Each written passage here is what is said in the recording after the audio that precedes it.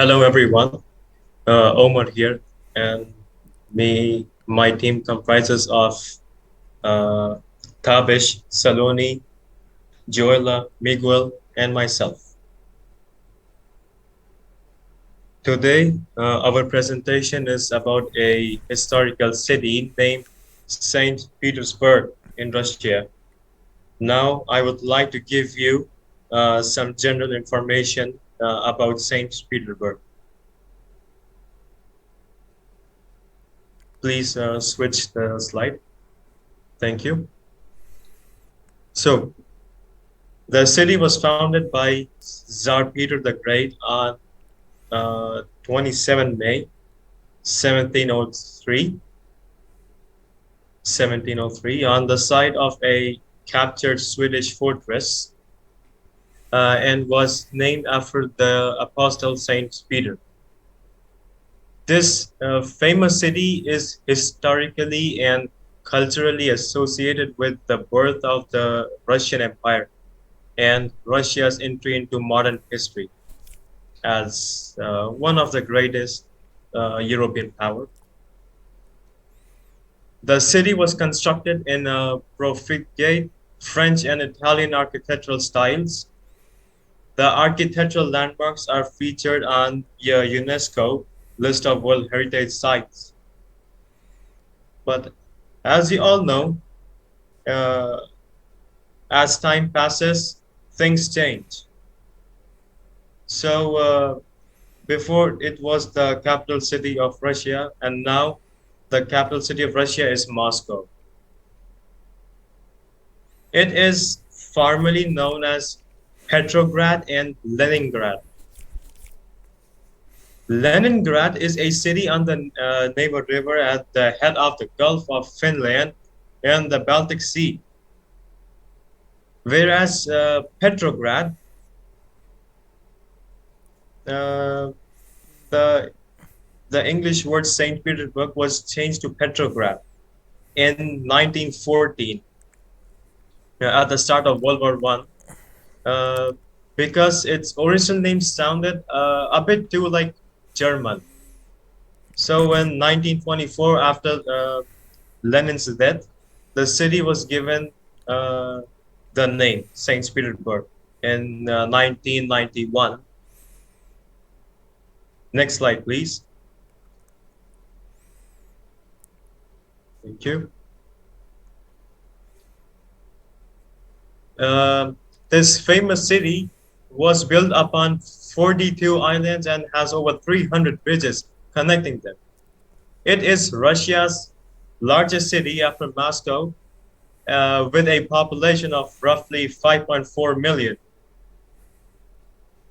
St. Petersburg is the fourth popular city in Europe and world's northernmost city with over 1 million residents. It has advantageous geographical location.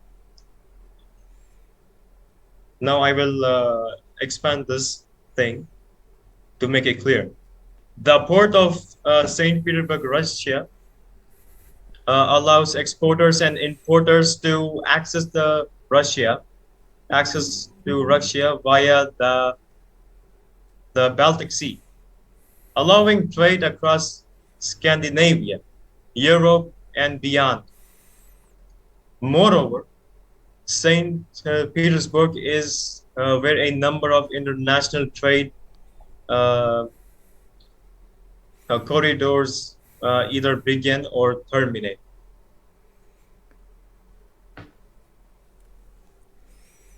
This city is important for commercial hub and transport logistics, major aviation marine routes, rail and road interconnect, development of cities' economical ties, and enhance economical development. Furthermore, the federal subject and city of Saint Petersburg is situated on the middle Taiga lowlands along the shores of the naval bay of the Gulf of Finland. Also, with the shores of the lower reaches of the river Neva itself on the numerous islands of the river Delta. The government's main aim is for the development of cities' economical ties and enhance economic development, such as heavy machine building, automaking, IT, pharmaceuticals, and telecommunications. Recent years' target is development and investment for the city's infrastructural development. Also, I would like to add few interesting facts about this historically famous city. The St. Petersburg Mosque, it was opened in 1913, and it was at that time it was the largest mosque in Europe outside Turkey.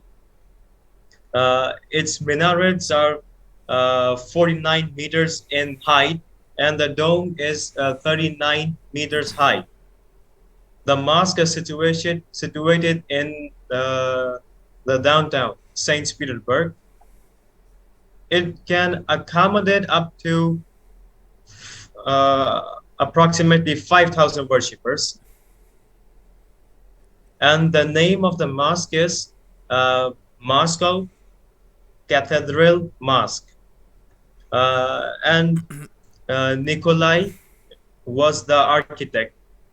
The name is a little confusing for me to pronounce. It's Nikolai Vasilyev. And in that famous city, there are around 300 museums.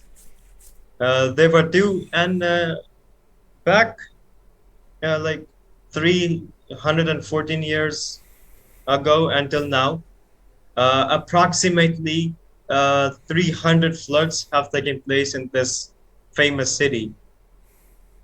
And currently, there are more than 70 theaters in the city for watching movies. Um, the you must be knowing about the fabulously opulent amber room, which is full of gold leaf and mirrors and amber panels. The Catherine Palace of Tsarskoye Selo was raided by the Nazis during World War II, but it has now been restored. And about Isaac Cathedral, he took 40 years to construct from 1818 to 1858. The cathedral weighs 300,000 tons, and its dome is covered with pure gold, and has never ever been restored, unfortunately. Now I would now the next part of this presentation will be carried forward. Good morning, good evening. My name is Khaja Ahmed Tabish. And as we move forward from the general information about St. Petersburg, here are some of the visa requirements you need to show when you arrive at the Pulkovo International Airport located in St. Petersburg. For foreign countries, citizens need to apply for the work visa in order to achieve career and professional development in Russian international enterprises. First and foremost, you need to show the proof of arrival and departure dates along with your boarding pass and passport. Secondly, you will need to provide the reason for your visiting to Russia, which could be an invitation letter or a recommendation letter provided by the organization. You also need to provide accommodation information as to where you will be located when you enter Russia, as per the security measurements. Moving on to the next slide. Transportation system.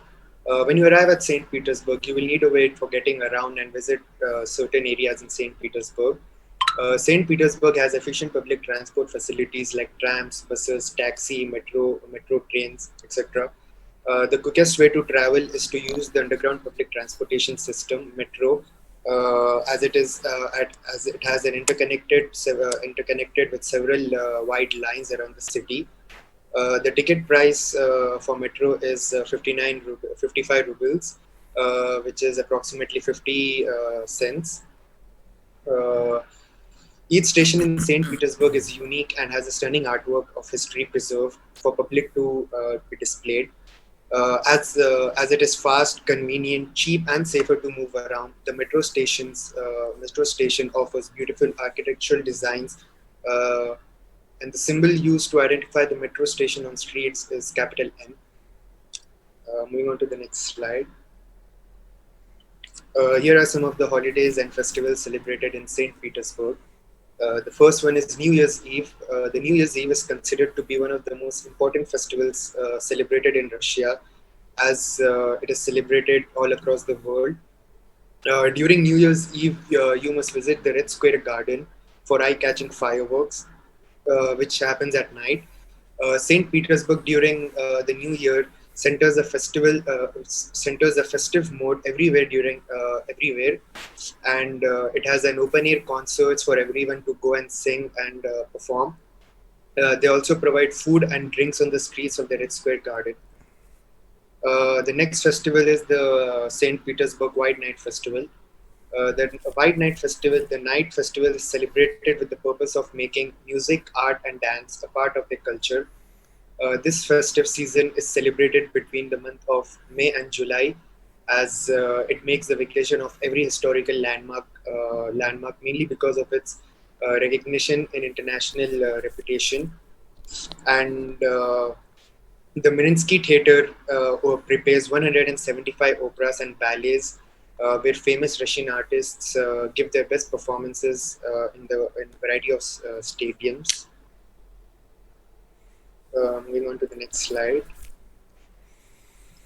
Places to visit. Visiting St. Petersburg from May to October is a great way to explore the city on boat. This way, you can explore rivers and canals of St. Petersburg by boat, and the boat ride consists of a wide range of offers available near the Nevsky Prospect. And this offers can be taken from different platforms. There are larger boats offering guided tours and on-board refreshments, along with dinner and live jazz. And you can also find smaller boats that can be rented hourly, and with your personal route going through the center of the Moyoka rivers. And the next place to visit is the Lake Baikal. The Lake Baikal is an ancient lake which is massive and famous for tourist destinations. People traveling from railways often stop at Baikal because it is the deepest lake and the oldest lake in the world, which consists almost 20% of the drinking water. The Lake Baikal is also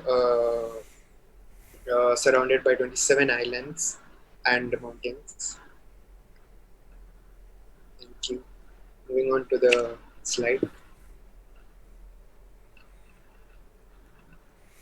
Okay, so now we're going to talk about Russia's leisure time. Am I audible? Okay, so how Russia spends their free time throughout the years has evolved. However, some hobbies remain timeless for them. Take, for example, on the weekends. The Russians could just spend time at home, watch TV, read books, or even do housework. Younger generations would opt in to play computer games or use social media. Some women do handcrafts like make jewelry or sew clothes. Throughout the warmer seasons, like around May to September, people would mostly go to dachas, which is also known as summer houses, and they tend to do barbecues, walk in the forest, swim, or even fish. While near the fire, they have their heart-to-heart talks about life, and it can be seen as sweet or even romantic. Moving on to the next slide. Russian parks are being modernized to the 21st century. There is Wi Fi offered in these places as well now, and they offer points of interest that could entertain the visitors. There's also outdoor recreation activities such as picnics at beautiful places to day walking trips, which are also popular in Russia. They also float down the river in boats and canoes, and they also sing songs by the fire and make pot of stewed meat as well. In the wintertime, however, many Russian people are fond of skiing. Many people also like to risk their lives with parachuting as well as hang gliding. People also spend their time with fitness and mostly go to fitness centers. But if they don't have the budget, some people would just create their own gym at home to save the money. People of Russia also love to shop or hang out around malls. They have a lot of big malls around there. With malls being so big, it's not surprised you can fully spend time there. You won't even realize it's closing time. It's also so big that you won't even have time to travel around from one place to another. So that's Russia's leisure time. Moving on to the next thing, we're going to talking about the work environment. Now, when it comes to the work environment, it could be different compared to the other cultures and societies in the world. Take, for example, the business meetings. Business meetings, they all rely on faxes as a reliable method of communication, as well as business cards, which are handed both in native English and Russian languages. But they also depend on how well known the company is in terms of notoriety. When it comes to business cards, they should include a title. Title meaning probably positions, and make sure they also hire a local driver. The reason for this is because the Russians have hold high standards of punctuality from foreigners. We can move on to the next slide. When preparing for meetings, make sure it's important to be prepared for meetings. So you should always prepare an agenda, which is like a to-do list. Make sure you include the names of the attendees along with their titles as well. Make sure it should be in order of the positioning of the hierarchy in the office, as I mentioned before with the last slide.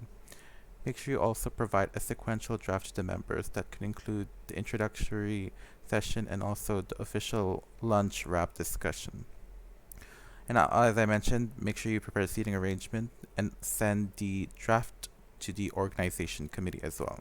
So, thank you. Moving on.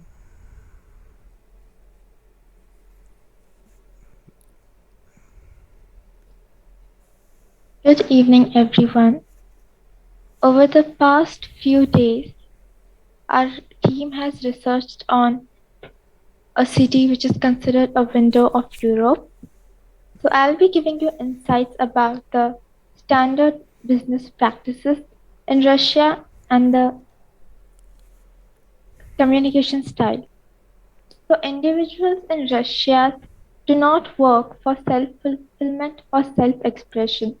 The primary focus is to support their family, both economically and socially. As Russians are born and brought up in a collectivistic environment, therefore, the focus on individualism is comparatively less. The focus during an employee's working duration is more on work well recognized than work well done. Therefore, the performance standards are of high relevance. Moving on to the next slide.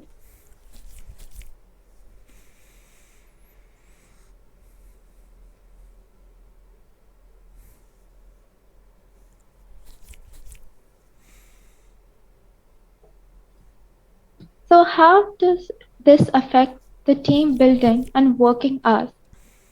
So, Russian employees believe that training is essential. They believe that training helps develop a connection between the employee and the employer. They consider it as an investment to enhance company performance. So, with the establishment of International Labour Organization, the focus was more towards the employment relationship between the employer and employee. So since 1991, the standard working hours have been reduced to 41 hours, and the minimum annual paid leave is now 18 to 24 working days. Employees have flexible working hours, and it can now be expanded. So, moving on to the next slide, we focus on the decent work agenda. So, the International Labour Organization laid down certain goals that they wanted to achieve, some of which are decent working time, healthy health safety, work family balance, gender equality, and productive growth. Moving on to the next slide, communication style. Now, it is very important to understand that while you will be working with employees, you need to be able to communicate effectively and efficiently. So, in order to understand how Russians communicate, the next slide is being presented to you. As Miguel already mentioned in the previous slide, that Russians are born in a collectivistic environment. So, therefore, as Russians are born in a collectivistic upbringing, the concept of privacy doesn't exist in Russia. They believe that society and people can move forward in an environment where they are dependent on each other. They believe that goals in a society can be achieved when we move along together, and this also reflects in their communication style. You may find that even for the simplest of questions, a long and detailed explanation is provided. Example, if you ask a Russian how they are doing, they might analyze the question, they might pause, they might understand what would be the right answer to this, and then provide you with a response. Normalno is a very common expression used. It refers to, it refers to, in English, it could be translated to being normal, so, or fine or okay.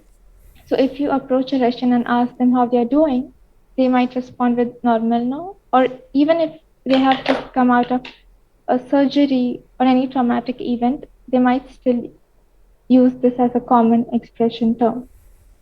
Moving on, we understand why body gestures are very important. As you will be working with your Russian colleagues, it will be necessary for you to understand which gestures are considered appropriate, which are formal, and which are informal. So, as you see in figure 1, which is a thumbs up sign, it shows a positive meaning, which means okay or cool. In the next figure, you see a gesture which is done by joining the thumbs and the index finger in a circle, which shows approval. This also means okay or perfect. The next figure depicts money or cash. Moving on to the next slide. So these are certain gestures which are used in informal setting. So the figure 1 is the confused head scratch. Now this is a very clever gesture because it gives Russians the time to think and respond to a question. The next one is figure 2, which is a flick on the neck, which refers to, hey, let's go out for a drink. The third one is hitting yourself on the chest, which depicts loyalty between the employer and the employee or between friends. But these gestures are commonly used in informal settings. Moving on to the next slide, we have a YouTube video that our team has made, and let's review it.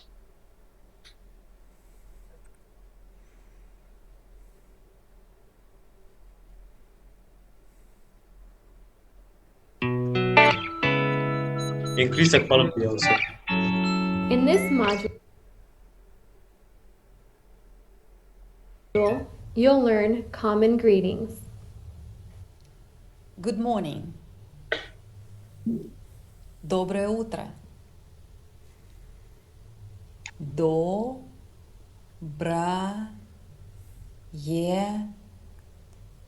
утро. Доброе утро.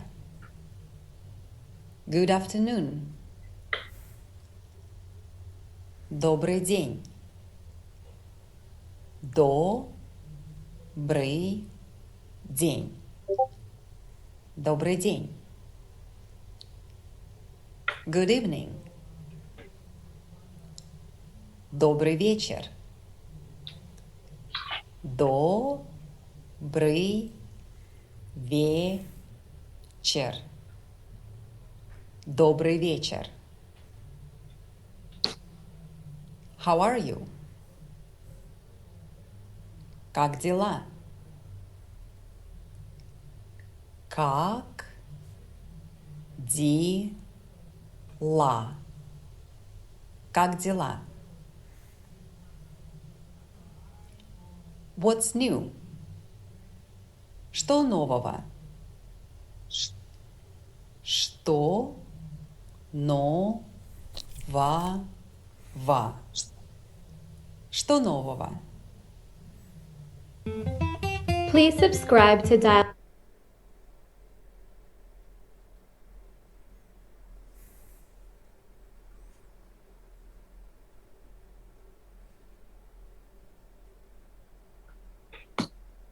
And that, ladies and gentlemen, is what I would like to share with you. Thank you for taking your time.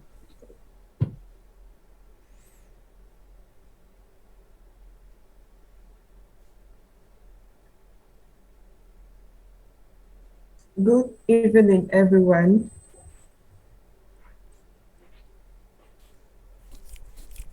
Good evening, everyone. Thanks for being here today. I'm Ita Joella, part of the presentation team. I'm very excited about the conversation we are going to have today. And that is exactly what it is all about. It is a dialogue, not a monologue. That is why I will need your attention. It will not be a lecture, but just some information you will need to know in order to live, engage, or move to a host country. So, here is what I know about Russia, St. Petersburg, about its lifestyle. To start with, Russians consider themselves as well-educated people. They love reading and will be surprised if you tell them you haven't read Pushkin Tolstoy's. Those novels are War and Peace, novels such as Haji, Anna Karenina, and Death of Murad Ivan. They do so because books are very cheap there. Also, they are very fond of live performances at the theatre like Romeo and Juliet. And since tickets are affordable, they also enjoy going to opera, symphony concerts, musicals, ballet, and drama. Another, in Russia, healthcare and education are still free because it is still possible to get university's education for free by passing entrance exams, especially for public schools. This public care is available in municipal and federal facilities. Next slide, please. So, the government would just pay at those services to pensioners, students, school students, children, and unemployed, and not for employees because they have to pay their insurance themselves. Furthermore, public transport is cheaper and faster compared to rush cars like trains, trolleybus, buses. Like for example, somebody taking a public transport would probably arrive at his destination first before someone taking his personal car. Finding apartments on websites is easy because most of them are found in Russia. Nevertheless, despite the fact that there are plenty of them available in supermarkets all over, good quality food and wine are expensive. For example, during the winter season, vegetable counters are drained and exported ones may be prohibitively expensive. So the minimum amount of groceries per person may be 9,600 rubles to 12,600 rubles. Lastly, they have some superstition in which they believe, like having a moment of sight. Next slide, please.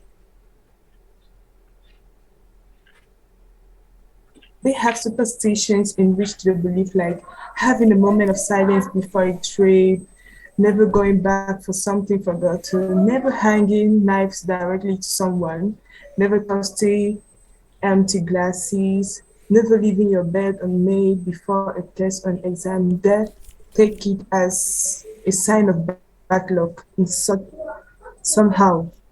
So, to sum up, for some of you, it may appear to be as difficult as lifestyle or culture. But something I can tell you is that if you have the will, you can adapt to such a lifestyle. And I would encourage each and everyone to go ahead because who knows, it can be one of your best life experiences. I hope you enjoyed it. Thanks for listening.